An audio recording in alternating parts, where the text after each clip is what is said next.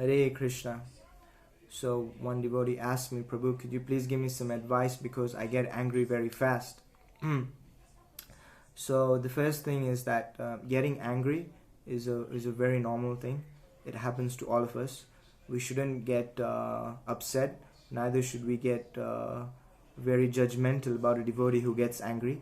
It's a completely normal kind of it's a normal kind of reaction to things, especially when things don't go your way or things don't go the way you expected them to go. Now, anger comes because of definitely the different modes of material nature, but it also comes because we're attached to the goal, and that is something we can deal in another video, and that is how to try to not have too many expectations. But in this video we'll try to talk about something practical about being angry. One of the things that you can practically do to reduce your anger is to react as though the person who is committing the mistake, or if the situation hasn't gone your way, is to think if it happened the first time. Normally when someone makes a mistake the first time, an initial reaction would be, okay, they didn't know. Or if we go to a place and things don't work, we'll say, okay, I didn't know, I was not well prepared. But if we keep that mentality, that really helps us to calm ourselves down. Another thing is that, practically speaking, if you really want to control yourself when you're angry, then the real solution is to chant your rounds. And that is something that we find in the movement that most people don't do. We have tons of devotees who are first initiated, second initiated, who've been there for 30, 40 years, but they don't chant their rounds.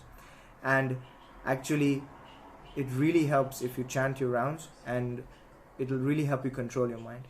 It doesn't not mean that if you're chanting, you won't get angry. It does happen many times, but it drastically speaking, reduces your reaction of being very angry. And another thing is to also realize that sometimes things don't go our way because that's how it's meant to be. By getting angry, it won't change the situation. Normally, like when I go to office or when I work or when anybody else goes to work, sometimes our bosses get very angry at us and they think just by going crazy the work will get done. But it doesn't happen instantly all the time. Sometimes it does, but not all the time. So definitely, as you realize from a material experience, that by reacting very heavily on any situation, it doesn't fix the situation immediately. First of all, by you getting angry, it will take off your mood. You'll feel a lot of rage and you'll feel a lot of uncomfortableness, or you'll feel a lot of uncomfort.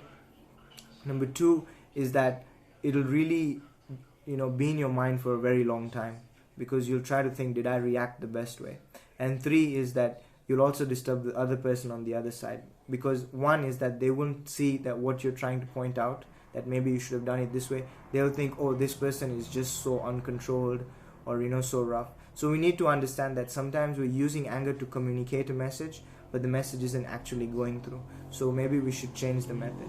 Again, it's not something that you completely eliminate from your life. So don't keep that expectation too early on that, I'll never get angry and, go to the extreme. You need to understand also how to use it. And one of the best examples mentioned in the Shastras is that of Hanuman, that when Hanuman got angry, he set, Lanka on fire.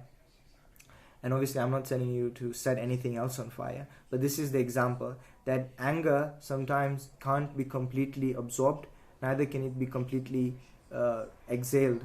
So it has to be dovetailed in a more beneficial manner.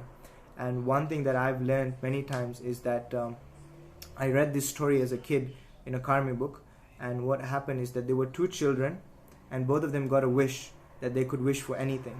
So they were out playing, and their mom called them home. So the first child, he got very angry and said, I wish my mom wasn't there, because he didn't want to go home. But they went home. When they both went home, they found that their mom wasn't there. They searched everywhere in the house. They looked around. They couldn't find. And then they started crying.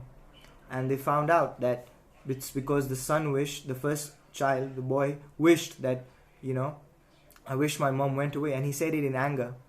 So they were really confused, and the whole day passed like that, and evening started coming, and they started getting very scared, and they were really worried. And the boy was praying that, my Lord, forgive me, please help me. I really didn't realize I made a big mistake. And then at that point, the second child realized, the daughter, that even I have a wish. So the second child, the daughter, said, I wish my mom comes back. And the mom came back. And they were all happy again. So it's a very short story, but I read this as a kid in Enid Blyton's books. And I think it's a very nice example about how we should control sometimes our thoughts, our words, before we, imprint them on someone, because they can have very heavy effects. And it's also very important to understand that sometimes the material world is testing us. There's a lot of karma coming back, and that by being very rough or being very heavy, it will not really help us to fix the problem. So that mindset can help you a lot, that when anger comes, you can actually deal with it and cool it down, rather than getting affected by it and increasing the rage and passing the rage on. So I hope that helps. And if you have any other questions, please put that in the comments below. And we'll see you again in the next video. Hare Krishna.